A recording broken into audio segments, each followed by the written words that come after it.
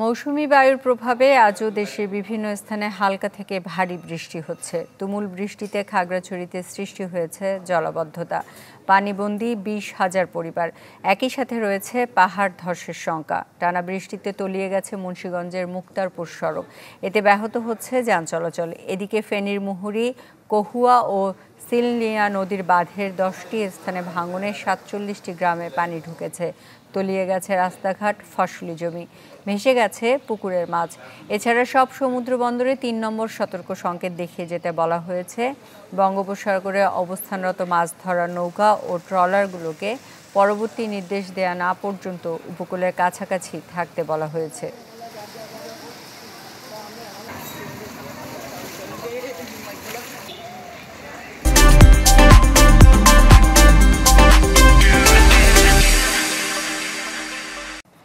ফেনীতে বাঁধ ভেঙে লোকালয়ে ঢুকে পড়ছে পানি। এ বিষয়ে আরও জানাতে ফেনী থেকে সরাসরি যোগ দিচ্ছেন দিলদার হোসেন স্বপন।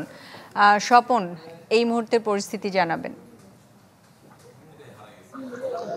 হ্যাঁ, আপনি যেমনটি বলছেন, ফেনীর পরশুরাম ও ফুলগাজী উপজেলায় মুহুরী, কহুয়া, সিলোনিয়া নদীর 10টি স্থানে বাঁধ ভেঙে প্রায় 47টি গ্রাম পানি লোকালয়ে পানি প্রবেশ করেছে। আমি এখন রয়েছি ফেনী পরশুরাম যে সড়কটি রয়েছে বিলোনিয়া স্থলবন্দর এলাকায় গিয়েছে, সেই স্থলবন্দর এলাকায় এই এলাকার এই রাস্তার মধ্যে আসলে কখনো পানি উঠে নাই, কিন্তু আসলে আমরা এবারে দেখলাম যে মুহুরী নদী, কহুয়া, সিলোনিয়া নদী বাঁধ ভাঙ্গার কারণে এসব এলাকাগুলো পানি উঠে লোকালয়ে যে বাড়িঘর আছে বাড়িঘরে পানি উঠেছে।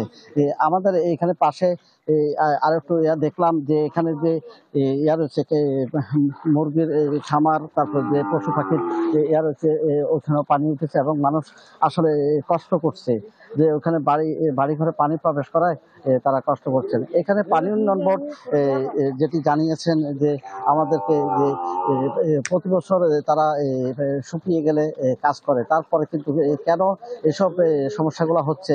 আমার পাশে আছে ফেনী পরশুরাম পৌরসভার মেয়র, উনি সকাল থেকে বিভিন্ন এলাকাগুলো ঘুরে দেখেছেন।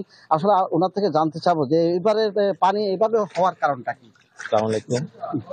এবারে মানে দুদিনের বৃষ্টিপাতেই ভারত থেকে যে পরিমাণে পানি আসছে, মানে 98 সালের বন্যাকেও হার মানাচ্ছে। এবার ফেনী বিলোনিয়া যে স্থলবন্দরের সড়কটাতে আমরা এখন দাঁড়িয়ে আছি, ওইদিকে গেলে বুক সমান পানি। আর এদিকে প্রায় 7-8টা গ্রাম আছে, প্রত্যেক গ্রামে এমন কোনো বাড়িঘর বাকি নাই যে পানি ঢুকে নাই। এটা স্থায়ী সমাধানের জন্য আপনারা কি? এটা স্থায়ী সমাধানের কাজ অলরেডি চলতেছে। আমাদের এমপি মহোদয় আলাউদ্দিন আহমেদ চৌধুরী, নাসিম ভাই এবং মাননীয় প্রধানমন্ত্রী আমাদেরকে আশ্বাস দিয়েছেন এই বছরের মধ্যে নদীর যে সমস্যাগুলি আছে এটা সমাধান হবে ইনশাল্লাহ।